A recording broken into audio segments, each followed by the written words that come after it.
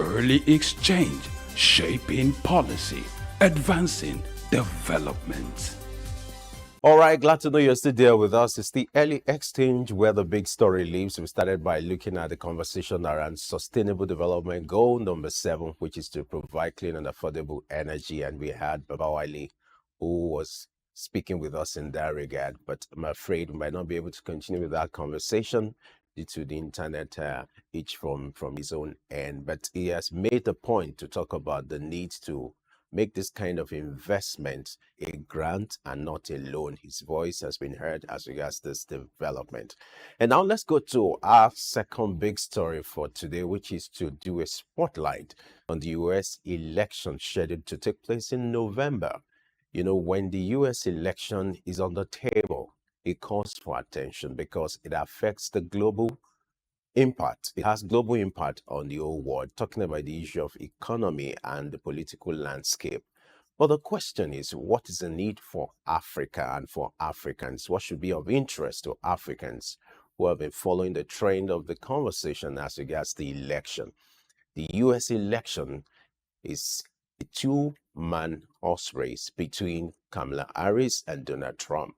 And the question is of which of these candidates will protect the interests of Africans, and why should this election be of interest to everyone around the globe? What will be the impact on the economy and the political landscape? Joining us for this conversation, we have Dr. Patrick Basham, who is the polling director, Democracy Institute, and he joins us from Washington, D.C. Dr. Basham, glad you have joined us for this conversation. I'm glad to be with you. Good morning. My pleasure. I hope you can hear me now. I can, yes. It's Washington, D.C. this morning. I'm sorry, did you say how is Washington, D.C. this morning? I'd say tense. We're 4 weeks from the presidential and congressional elections, and most people don't feel they know what the outcome of either will be. So that makes Washington, D.C. types extremely nervous. All right, that is expected. When you have this kind of political landscape, such kind of development is expected. There will be oppression, there will be anxiety, but all this will come to an end as far as this election will concern by November the 5th. But now, I would like you to give us what is playing out in the political space as regards the contest, the U.S. election, which is far becoming a two-man horse race between Donald Trump and Kamala Harris. What is the mood like? What is the poll saying as regards the candidacy of these two people? And what do you think is the reaction of the global economy or the economic world as regards the candidacy of these two people? What will be the impact of this election on the political landscape and the economy in your own assessment? Let's start with that. Okay. Well, the mood of Americans has to be divided really into two camps. You know, Americans remain incredibly divided in partisan and political terms. So on the liberal left of the spectrum, you have close to half the country terrified that Donald Trump will become president again, because they dislike him even more than they did when he was president or when he was first running for president in 2016. On the conservative and right side of the spectrum, people are terrified that Kamala Harris might be elected president. One, because they don't think she's qualified. They think she has dangerous left-wing views, and they think she will merely continue what they view as the dangerous left-wing policies of the Biden administration. And then you have a small number of voters who remain undecided, who don't really care for either candidate and will be holding their noses and selecting what they view as the lesser of two evils. In terms of what the polls are saying, I can also break that down into two camps. You have most of the media and university-sponsored polls, which don't have a very good record of accuracy.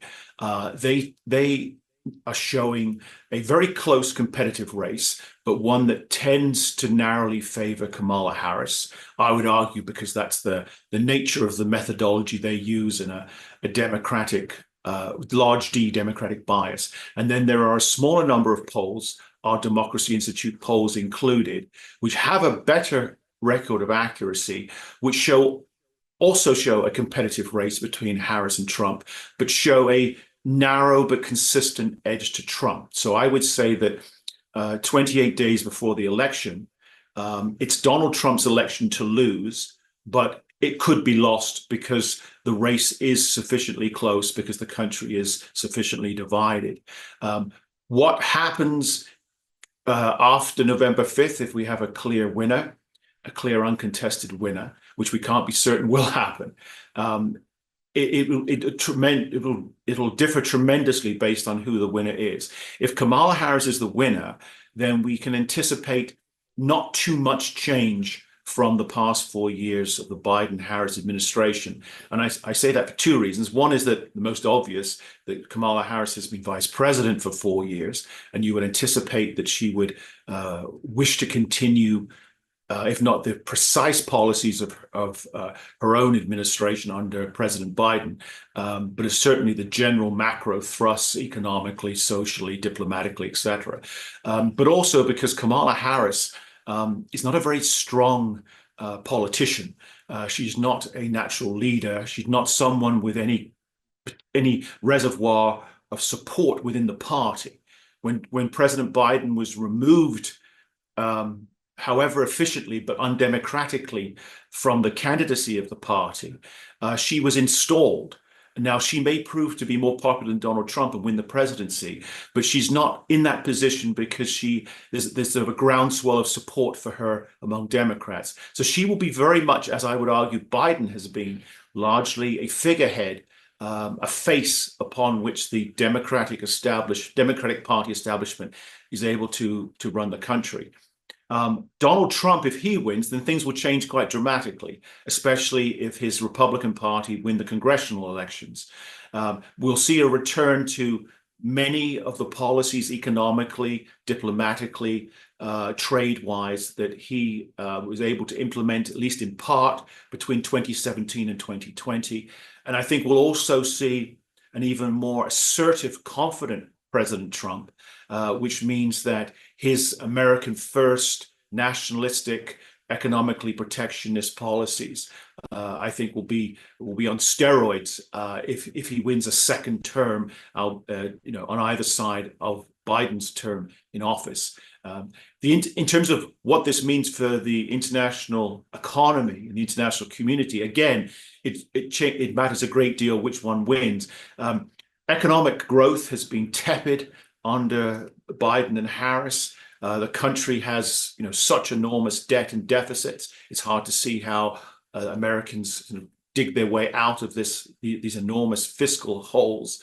So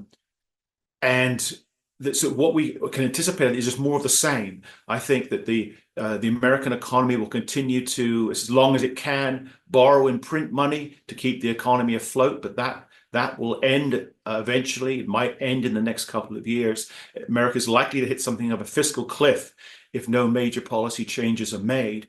And that means, I think, that the rest of the world is not going to, much of the Western world certainly, but also beyond the Western world into Africa and other parts of the global South, are not going to be aided by strong economic wins from America. I think that's the most likely outcome.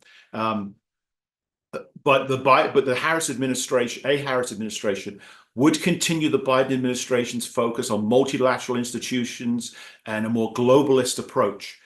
So in that regard, regarding the United Nations and Africa's role at the UN, and how trade and investment and humanitarian aid and climate change mitigation, that would all remain, I think, largely as is under Biden, whether one views that as a good or a bad thing from an American or from an African perspective. Under Trump, Trump had a much more successful economy than Biden and Harris have had. If he returns to the low tax, low regulation emphasis on domestic manufacturing, lowering corporate taxes as well as personal taxes, then I think the American economy is going to start to rebound, but it'll be digging out of a very deep hole, as I've indicated. So I think that the international economy will, after some time, start to pick up some of the economic wave that I think would be coming from the United States. That would be a positive. But what may or may not be viewed as a positive is the fact that Trump, unlike Harris, is not a multinationalist. He's not an internationalist. It's going to be America first. He's going to be diplomatically and in terms of trade and investment and national security, he's migration, very much focused on what he and his advisors perceive to be America's interests first, second, and third. And therefore, not just Africa, but the international community in general is not going to have, by default, a sort of a sympathetic and empathetic ear looking to sort of, let's say, link arms sort of on principle, rather someone who's going to have, America would have to be, as it was between 2017 and 2020, convinced in each individual case by each individual government, including each individual African government, that this particular trade policy or investment policy or diplomatic policy or environmental policy, energy policy, is it's not simply in the best interests of Nigeria or Kenya or South Africa, but it's very much in the self-interest also of America. So it's a very long answer to a straightforward question, but because we don't know the outcome and because the two potential outcomes are so different, I'm afraid I had to take you through those two possible paths. All right. Now, I would like you to still dwell more on that, looking at the reactions of the business community to the candidacy of these two gladiators. What are the perceptions? Let's talk also about the concerns about these personalities. If you're looking at their persona, you're looking at their style of leadership and disposition to handling of the economy. What are the concerns, the fears, and also the anxiety as regards the business community in the US, as regards the candidacy of these two gladiators? Sure. Well, if we look at large corporations, big business, the multinational corporations, Wall Street, the financial houses, etc., then there is still a preponderance of support for Kamala Harris and the Democrats, as there was under Joe Biden, as there was under Barack Obama's leadership. There's still a preponderance, but it's not the unanimity that existed under Biden and under Obama. So big business in America wants lots of cheap labor coming from abroad, whether it's legal or illegal. So big business doesn't have a problem with an open, unsecured border. They like the Democratic positions on that. That's been Harris's position until she became the candidate. They have never liked and don't like Donald Trump's position of tightening the border, both in terms of legal immigration, but especially illegal immigration. That's number one. Big business likes lower taxes. They like Donald Trump's reduction in corporate taxes, and many corporations brought their headquarters back to America, which helped the economy in all kinds of sort of obvious ways. That's good. However, big business as a successful existing operation is not afraid of regulation the way that entrepreneurs and small new businesses or startups are. So big business, particularly big tech, has been quite comfortable with the large, heavy-handed regulatory environment and landscape that the not just the Democrats, but principally the Democrats, when in power, have built up and reinforced in America. That said, they have many, not all, but a good slice of both the financial investment banks and big business, corporate America more generally, have become less charmed by the Democrats than they were. They were quite disappointed in certain ways by the outcomes of the Biden-Harris administration, which means there's a break in the unanimity of big business for the Democrats. So some Wall Street firms and some senior some very significant business leaders, including a number of billionaires, Elon Musk being the most obvious example, but not only Elon Musk, have actually switched their support to Donald Trump because they think that a more sort of capitalist, pro-free market, pro-entrepreneurial, low tax, low regulation regime would be favorable for them and favorable for America more generally. And that's where they are now in sync with small businesses. Small business people, entrepreneurs in America have remained with the Republicans because they need that sort of ease of entry that low taxes and less regulation make possible for startups in America or any other country you care to name. So there's a new alliance between part of the big business community and almost the entire small business community. Where it becomes interesting in terms of new developments is because of the outreach that Donald Trump's campaign has been doing. So, for example, Donald Trump was always somewhat ambivalent on cryptocurrency until fairly recently. He had what in America is described as the boomer generation mentality of, it's confusing technology and do we really need it? And, is it just something that the kids are sort of messing around with?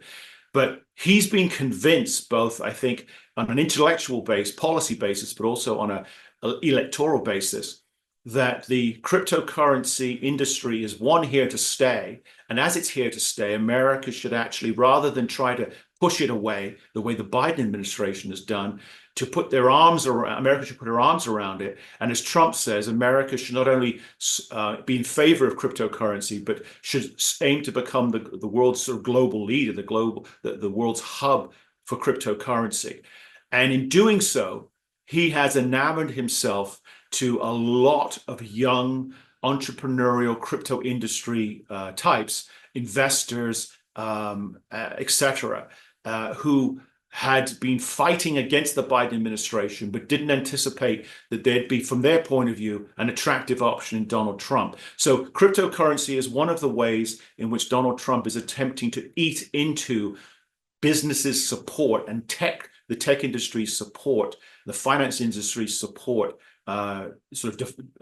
almost inherent support in recent elections for the Democrats. But big business, whether they're supporting Biden or supporting Harris or supporting Trump, they do have concerns and worries and anxieties like everybody else does about whether either of these potential new administrations or second administrations in Trump's case can actually deliver on what they're saying, or in the case of Harris, can she keep the left wing of her party at bay in a way that Biden really wasn't really able to do? And with the fiscal situation looking so bleak for America, at some point the government is going to have to acknowledge they cannot continue to just simply borrow and print more money, and that means what kind of slimmed down government will America see? And in case of Trump, he's already said Elon Musk will get the job of basically cutting the size of government. On the Harris side, they have no interest in cutting the size of government for all kinds of reasons. They want government. They made government a lot bigger, and they want it to be even bigger. And they think if they tax more billionaires, they can, they can pay for it. Big business recognizes that arithmetic doesn't add up. But at the same time, they don't quite know who will suffer from those cuts that Musk and Trump plan to bring in. So I think come November 5th, big business will be crossing its toes and its fingers and toes, figuratively and literally, hoping that from their point of view, if not the lesser of two evils, but the winner is someone who they can educate rapidly about what they think is in America's best interest, which of course will mean what they think is in the business in America's best interest. All right, well said there. Now, globally, when it comes to election year, is usually characterized by increasing government spending due to political activities. You have campaigns and several activities that has to do with this kind of movement. Now, Can you paint a picture of what has been the impact of the politicking in the US on the economy? As to speak, the inflation rate is at 2.5%, even though the target should be it's 2%. But typical of an election year where there's increase in government spending due to political activities, how would you say that the political activities in the US has impacted the economy? Well, well, the most obvious recent example is how the Federal Reserve has now suddenly started reducing interest rates, right? They very belatedly raised rates a couple of years ago, which hurt the housing market and hurt Americans already suffering under high inflation tremendously.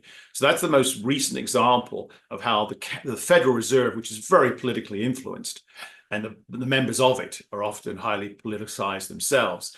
That's the most recent example. And that's a situation where over recent months, the Democrats, the administration has wanted those interest rate cuts to come sooner, but the Federal Reserve, that was very late in the, behind everybody else in recognizing that inflation was a problem, also from the Democrats' point of view, was then too slow to cut interest rates to try to stop the economy from cratering.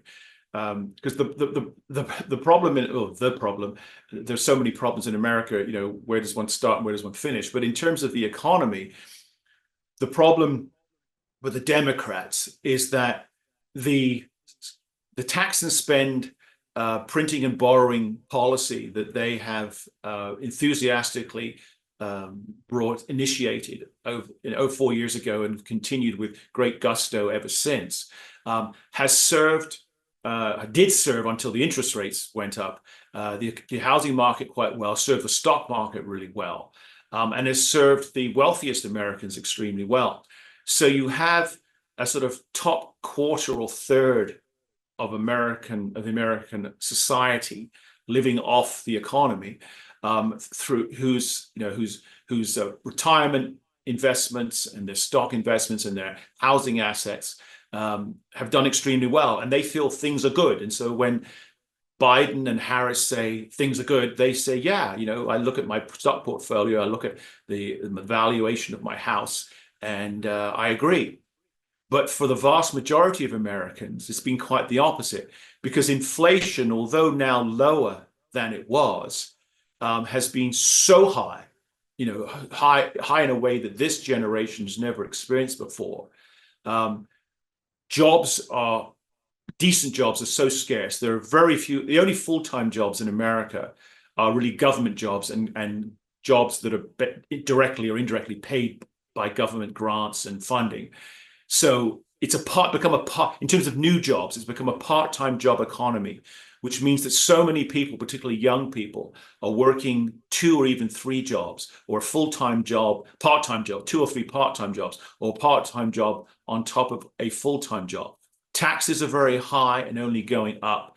And of course, the housing market is frozen because you're having to pay twice as much in interest. Your mortgage payments will be twice as much if you go to buy a new house, so people can't sell their houses. Rents are twice what they were. So this very difficult situation can't continue in a political sense. And that is why, whereas Joe Biden was saying when he was the candidate, or would-be candidate for re-election, that everything was fine, and it's all very good, we've done a great job, vote for us because everything's so good. And that was really not doing him any good politically, because most people disagreed. Kamala Harris is saying things aren't great, but we can do better, attempting to recognize that there's some truth to the criticism without actually taking ownership of responsibility for why things aren't so great.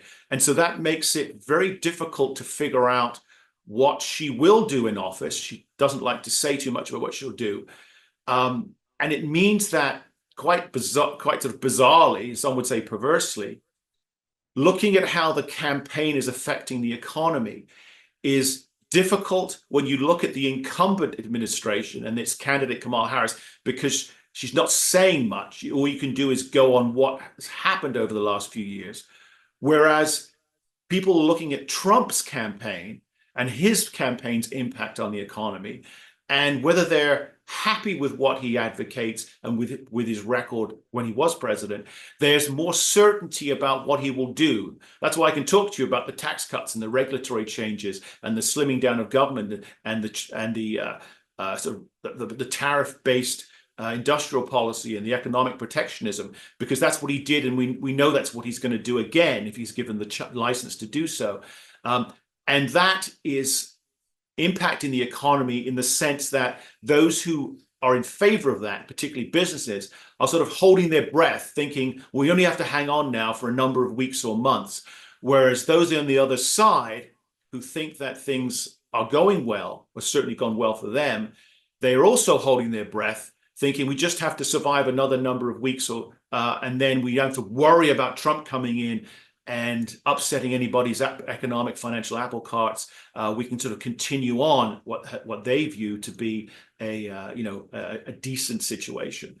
So again, it's America's divisions politically mean that the political impact on the economy is divided, and it affects different parts of the American economy and therefore American society in quite diverse ways.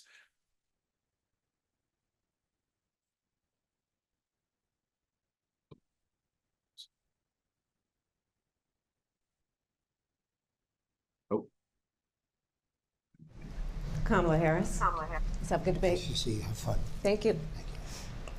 Welcome to you both. It's wonderful to have you. It's an honor to have you both here tonight. Good evening. We are looking forward to a spirited and thoughtful debate.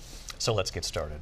I want to begin tonight with the issue that voters repeatedly say is their #1 issue, and that is the economy and the cost of living in this country. Vice President Harris, you and President Trump were elected 4 years ago, and your opponent on the stage here tonight often asks his supporters, are you better off than you were 4 years ago? When it comes to the economy, do you believe Americans are better off than they were 4 years ago? So I was raised as a middle-class kid, and I am actually the only person on this stage who has a plan that is about lifting up the middle class and working people of America. I believe in the ambition, the aspirations, the dreams of the American people. And that is why I imagine and have actually a plan to build what I call an opportunity economy. Because here's the thing. We know that we have a shortage of homes and housing, and the cost of housing is too expensive for far too many people. We know that young families need support to raise their children, and I intend on extending a tax cut for those families of $6,000, which is the largest child tax credit that we have given in a long time, so that those young families can afford to buy a crib, buy a car seat, buy clothes for their children. My passion, one of them, is small businesses. My mother raised my sister and me, but there was a woman who helped raise us. We call her our second mother. She was a small business owner. I love our small businesses. My plan is to give a $50,000 tax deduction to start up small businesses, knowing they are part of the backbone of America's economy. My opponent, on the other hand, his plan is to do what he has done before, which is to provide a tax cut for billionaires and big corporations, which will result in $5 trillion to America's deficit. My opponent has a plan that I call the Trump's sales tax, which would be a 20% tax on everyday goods that you rely on to get through the month. Economists have said that that Trump sales tax would actually result for middle-class families in about $4,000 more a year, because of his policies and his ideas about what should be the backs of middle-class people paying for tax cuts for billionaires. President Trump, I'll give you 2 minutes. First of all, I have no sales tax. That's an incorrect statement. She knows that. We're doing tariffs on other countries. Other countries are going to finally, after 75 years, pay us back for all that we've done for the world. And the tariff will be substantial in some cases. I took in billions and billions of dollars, as you know, from China. In fact, they never took the tariff off because there was so much money they can't. It would totally destroy everything that they've set out to do. They're taking in billions of dollars from China and other places. They've left the tariffs on. When I had it, I had tariffs, and yet I had no inflation. Look, we've had a terrible economy because inflation has, which is really known as a country buster. It breaks up countries. We have inflation like very few people have ever seen before, probably the worst in our nation's history. We were at 21%, but that's being generous because many things are 50, 60, 70, and 80% higher than they were just a few years ago. This has been a disaster for people, for the middle class, but for every class. On top of that, we have millions of people pouring into our country from prisons and jails, from mental institutions and insane asylums, and they're coming in and they're taking jobs that are occupied right now by African Americans and Hispanics, and also unions. Unions are going to be affected very soon. And you see what's happening.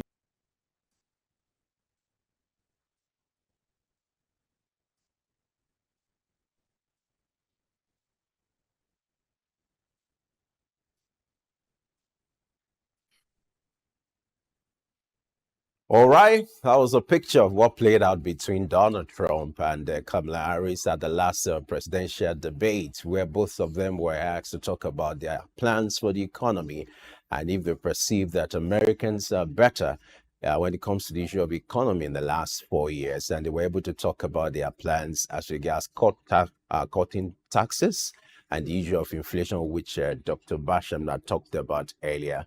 We still have him here with us. He joins us all the way from Washington, D.C. Glad to know you're still there with us, Dr. Basham. My pleasure. Glad to be still with you. Great. Now, that was a soundbite from the last presidential debate. So let's talk about the culture of having debate as regards election. Now, compared to the global South, where the issue of presidential debate or debate as regards election is not usually like a cultural thing, I would like you to talk about the disparity and then the impact of presidential debate or this kind of debate on election, or the perception of the electorate about the candidacy and the election outcome. What do you think has been the impact of the last presidential debate that took place between Kamala Harris and Donald Trump on the perception from the electorates? Right. I think, and our own polling and numbers support this. While the debate was not decisive, I would not suggest, regardless of the outcome on November 5th, I would strongly argue that the Harris-Trump debate would not have been the decisive factor. It has influenced Americans' opinions, partly reinforcing prejudices and preferences that were existing before the debate, but also, if I can use the word, educating, when it comes to a presidential debate, educating some undecided, some less strongly aligned voters, potential voters, about the two candidates. And in net terms, this has been helpful to Donald Trump. What's the way that presidential debates for the last several debates work in practice in America, and with the caveat that they are generally not decisive, although the Biden-Trump debate in the summer clearly was decisive in eliminating Biden, his party's desire to have him as a candidate. But how it works is that the mainstream media, they hold these debates. The mainstream media is no longer interested in pretending to be a sort of neutral umpire, an independent factor. They like the Democrats, they don't like the Republicans, rightly or wrongly. And so increasingly, they hold and moderate these debates in such a way, and the Trump-Harris debate was a perfect example of this, in a way that sort of basically interrogates the Republican candidate and tries to help the Democratic candidate. That means that the media discusses the outcome and the relevance and the influence of these debates with that sort of mindset, from that prism. So they always announce, with the exception of the Biden-Trump debate, they always announce the Democrat did really well and the Republican did really poorly. And as the media dislikes Donald Trump more than they've disliked any Republican candidate in the past, with perhaps the exception of Richard Nixon, then Trump, of course, has always done very, very poorly. But the reason I'm saying all this is because it's important to recognize that the media spin doesn't influence a lot of Americans. It reinforces the views of the 40, 45, 50% of voters who are going to vote for the Democratic candidate regardless. It reinforces why they don't like Trump in this case, and they do like the Democratic candidate, or at least can tolerate the Democratic candidate in Harris's case. But for the majority of Americans, especially those who are undecided and independent-minded, it's what the candidates actually say, and as importantly, how they behave. So in this debate, Kamala Harris was not nervous, but has what she usually has, which is quite poor body language. She spent most of the time, staring at Donald Trump. As you saw, the screen is split, so you can see both candidates all the time, whether they're speaking or not. She's always looking at him in a very sort of not deferential, but sort of subservient image. Trump was much more was quite measured and relatively calm, and comes across, whether you agree with his policies or not, he comes across as clearly a strong leader type, where Harris, who's never been a strong leader, doesn't come across as one. And these sorts of subliminal and optics, visual cues are picked up by voters. Again, whether it's a good thing or a bad thing, that's for others to decide. But in terms of human behavior and how people decide how they're going to vote, these things matter. And in this debate was, I say, the perfect example of a media that overplayed its hand. So what you had in practice was you had two moderators arguing with Trump, fact-checking Trump, not fact-checking Harris, although unfortunately for the moderators, their fact checks were incorrect. And so rather than what they thought they could do, which is sort of beat Trump down 3-1, for the average voter that we spoke to and others have spoken to, they saw a debate where they actually, to their surprise, kind of became sympathetic towards Trump because he was so obviously being ganged up on by the media, not just by Harris.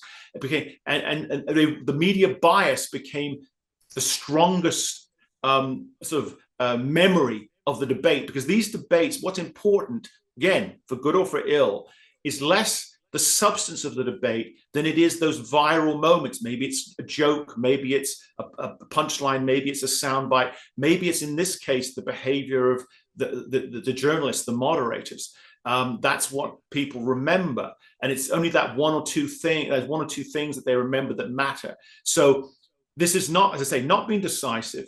I think it's overall helped Trump, although it's reinforced Kamala Harris's support with her own existing voters. She didn't do such a poor job that she lost her party support the way Biden did. She did fine in saying all the things that her voters wanted to hear her say about herself, but especially a criticism of Trump. And Trump was able to stress the issues that are most important to voters: the economy, immigration, and crime. And he was able to tie those into every answer, whether that was a question or not. That is what voters wanted to hear the candidates talk about. And the clip you played, the very first question from the debate, the moderators, to be fair to them, asked Kamala Harris a very major economic question, and she immediately didn't answer it, because she can't answer it honestly, because everybody knows that most people are worse off than they were 4 years ago.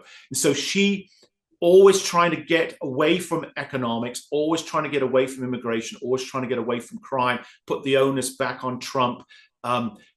And again, successfully in terms of what her voters want to hear, but unsuccessfully in terms of trying to persuade others who are not already on her side to come over and support her.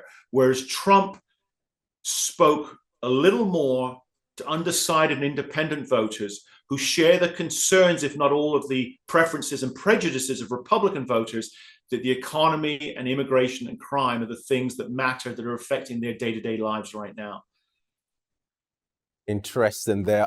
We just need to speed up with our conversation because we still need to talk about other issues. Now, let's talk about what is the need for Africa. Let's start with that before we talk about global crisis, the issue of immigration. But let's talk about what is the need for Africa.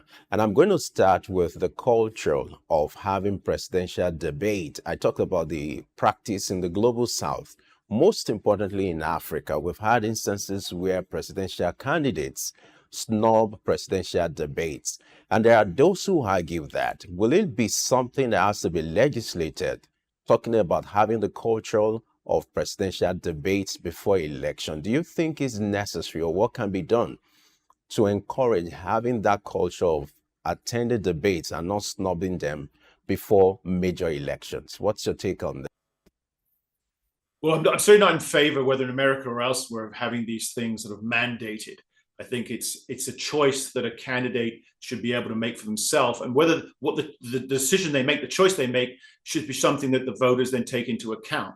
I think on principle, it's a very good idea for candidates, and it's important for the voters, African or otherwise, American or otherwise, to have an opportunity to see and hear the candidates answer sort of spontaneously a variety of questions on a variety of issues.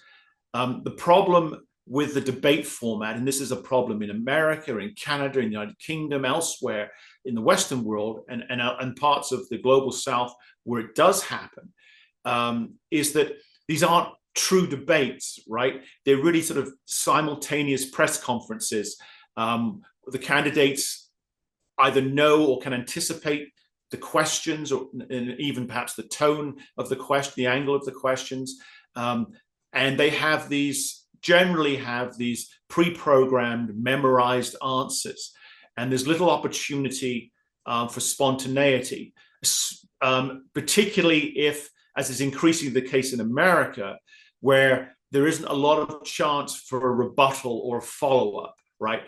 So if you're going to introduce these debates, the more freewheeling they are, potentially, there's always the risk of a strong personality dominating them in an unconstructive way. But generally, the more freedom the candidates have to talk, the more it's about the candidates talking to each other, then there's the potential, I think, for more benefit to the audience, to the voters. But of course, how they're conducted and who conducts them is really important, and that's because Republicans view these debates as now being so dominated by left-wing media. They're now thinking in the future they might not actually participate. But what I would say, based on the American experience, would maybe a more constructive and productive way for countries in the global South to go about such events is less a quote-unquote debate format and more a town hall format, where whether it's one candidate alone or both candidates, where they're answering questions from voters in the audience.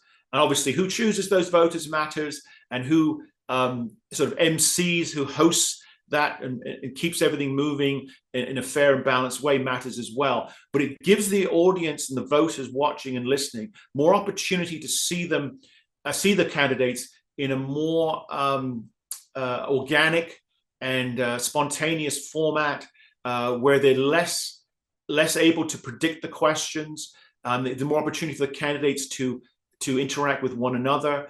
And I think that the on average, voters learn more from that less formal, that more informal town hall format than they do from the quite formal, quite rule-centered, quite structured debate format, at least how it operates these days in America.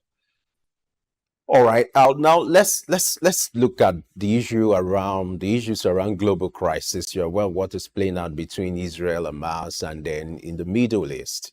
I would love us to take this soundbite so that you take a listen as what these presidential candidates said as regards their plan, tackling the issue of this global crisis. Let's take the soundbite for Dr. Basham to listen, and then he will react after that. War and the hostages who are still being held, Americans among them. Vice President Harris, in December, you said, quote, Israel has a right to defend itself, but you added, quote, it matters how, saying international humanitarian law must be respected. Israel must do more to protect innocent civilians. You said that 9 months ago. Now an estimated 40,000 Palestinians are dead. Nearly 100 hostages remain. Just last week, Prime Minister Benjamin Netanyahu said there's not a deal in the making. President Biden has not been able to break through the stalemate. How would you do it? Well, let's understand how we got here. On October 7, Hamas, a terrorist organization, slaughtered 1,200 Israelis. Many of them young people who were simply attending a concert. Women were horribly raped. And so absolutely, I said then, I say now, Israel has a right to defend itself. We would. And how it does so matters. Because it is also true, far too many innocent Palestinians have been killed. Children, mothers. What we know is that this war must end. It must end immediately, and the way it will end is we need a ceasefire deal and we need the hostages out. And so we will continue to work around the clock on that. Work around the clock, also understanding that we must chart a course for a two-state solution. And in that solution, there must be security for the Israeli people and Israel, and in equal measure for the Palestinians. But the one thing I will assure you always, I will always give Israel the ability to defend itself, in particular as it relates to Iran and any threat that Iran and its proxies pose to Israel. But we must have a two-state solution where we can rebuild Gaza, where the Palestinians have security, self-determination, and the dignity they so rightly deserve.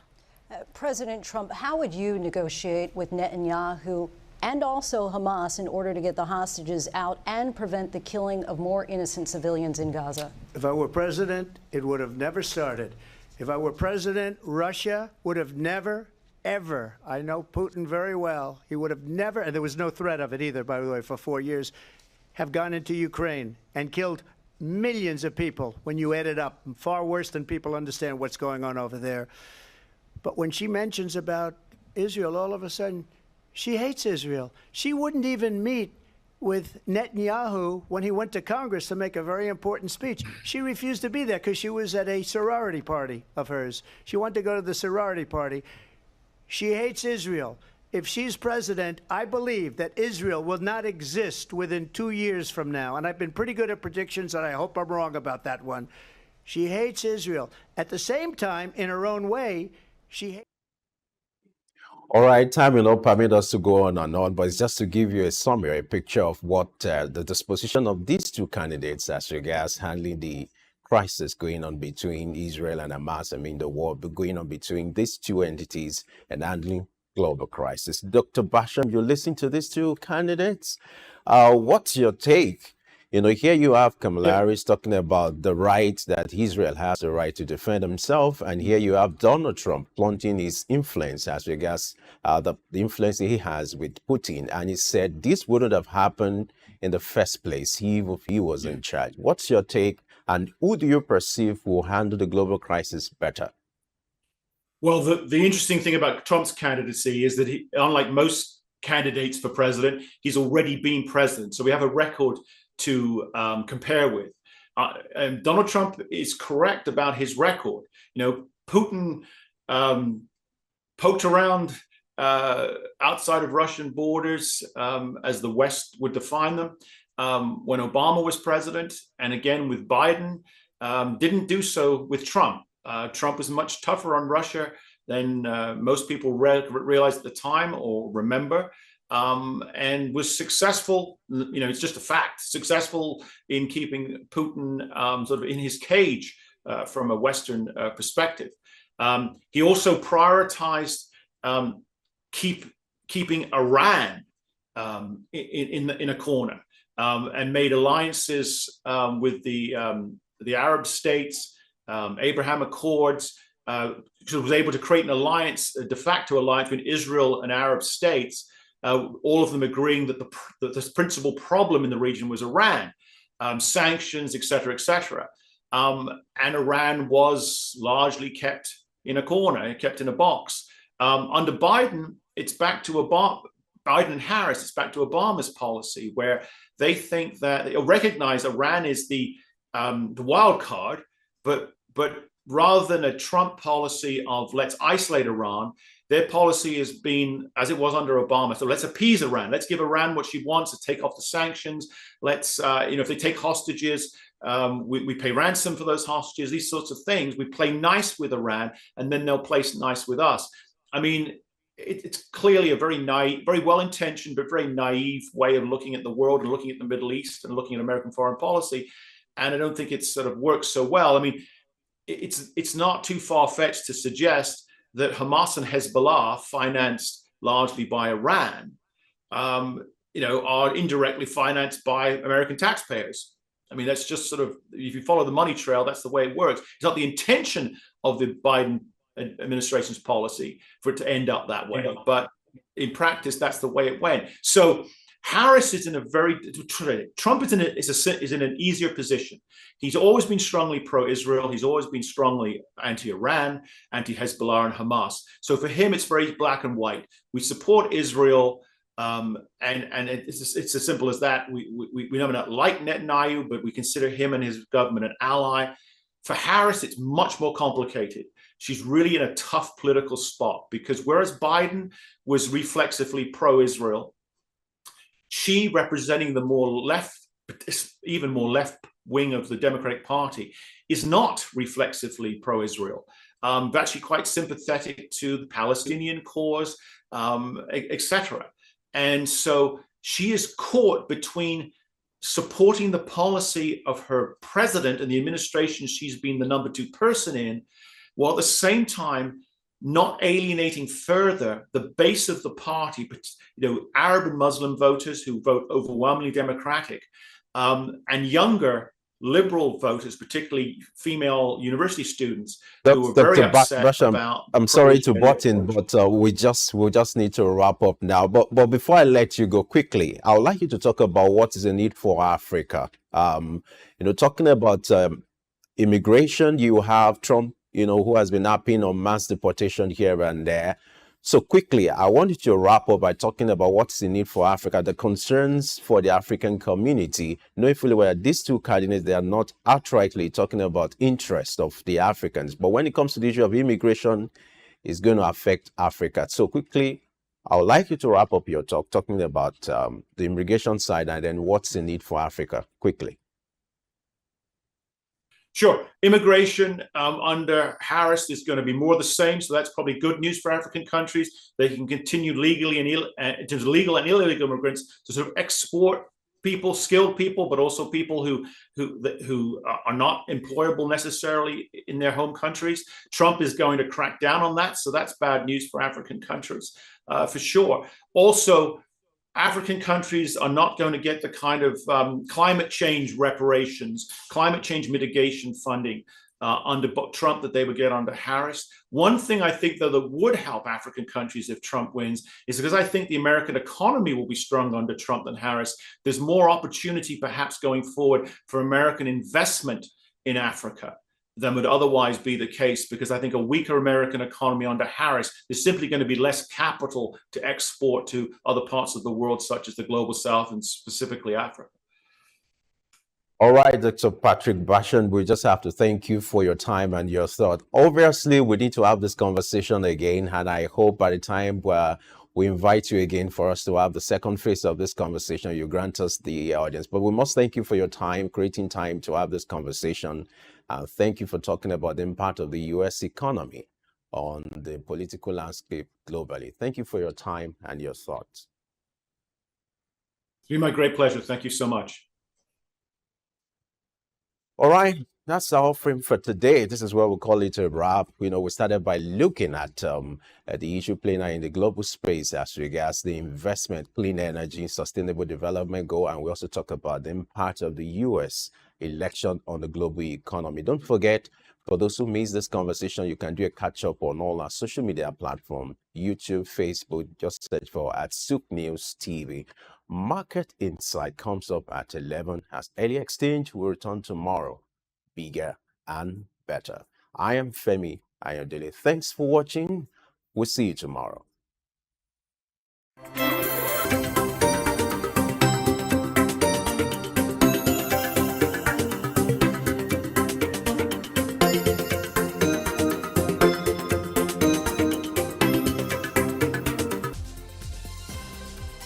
Early Exchange, shaping policy, advancing development.